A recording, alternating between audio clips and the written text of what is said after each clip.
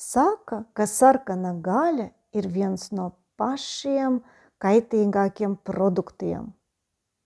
Patiesība vai mīts? Mēģināsim izpētīt šo jautājumu.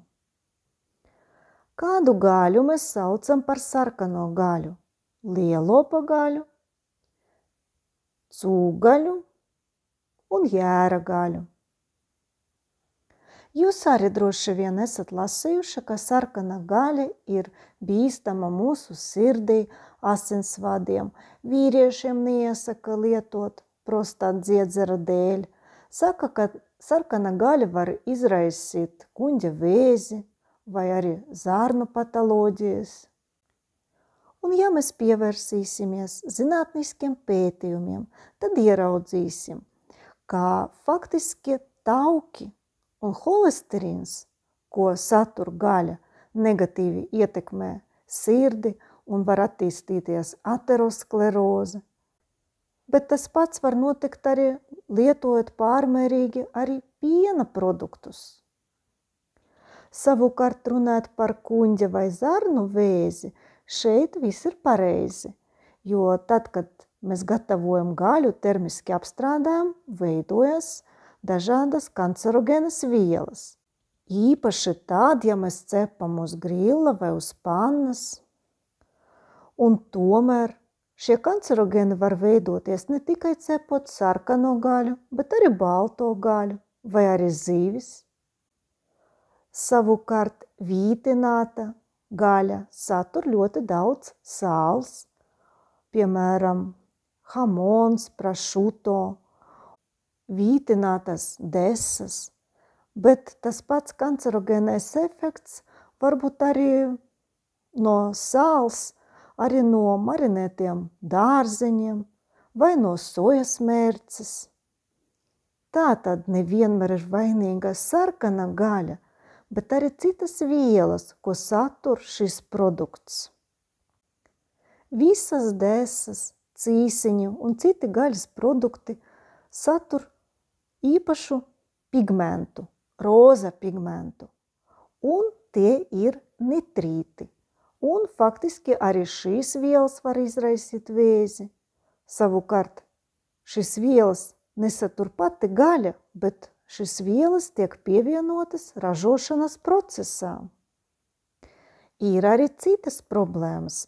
Tad, kad cilvēks lieto trekno gaļu, viņam izdalās žults, un savukārt jau no paša cilvēka žultskābēm veidojas kancerogēnas vielas, kas var izraisīt vēzi.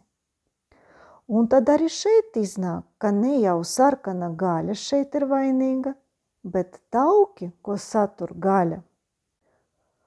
Un vienlaikus tas pašas žultskābes var būt pilnīgi neutralizētas, ja cilvēks lieto daudz augu valsts produktus, kas kompensē šo kaitīgumu. Un cilvēka zarnās veidojas veselīgas baktērijas, kas cīnas pret onkoloģiju.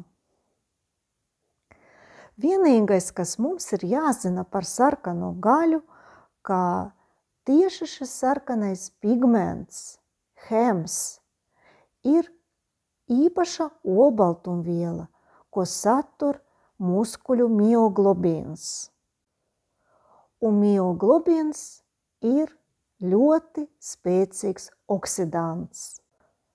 Un tad, kad mioglobīns ilgstoši kairina kuņģa un zarna gļotādu, protams, onkoloģijas risks var pieaugt. Ja cilvēks tomēr lieto daudz augu valsts produktu, daudz šķiedrvielu, tad visam šim vielam ir neutralizējošs efekts. Šķiedrvielas ir spējīgas izvadīt ārā šo hēmu, mioglobīnu. Savukārt antioksidanti, ko satur šķiedrvielas, var darboties arī pret onkoloģiju un palīdzēt zarnu šūnām atjaunoties. Šķiedrvielas veicina normālu vēdera izēju, un līdz ar to gaļas produkti neatrodas ilgstoši zarnās. Un tāpēc, runājot par sabalansētu uzturu, jādomā ne tikai par ierobežojumiem, ko izslēgt no sava uztura, bet ko vēl papildus lietot. Un augu valsts šķiedrvielas ir tas produkts, kas neutralizē citu vielu kaitīgumu. Daudzi cilvēki, kuri nodarbojas ar fitnesu, uzskata, ka jāēd tikai vistas krūtiņa, vistas filēja, bet visas pārējās vistas daļas ir neveselīgas. Taču šīs viedoklis ir aplams.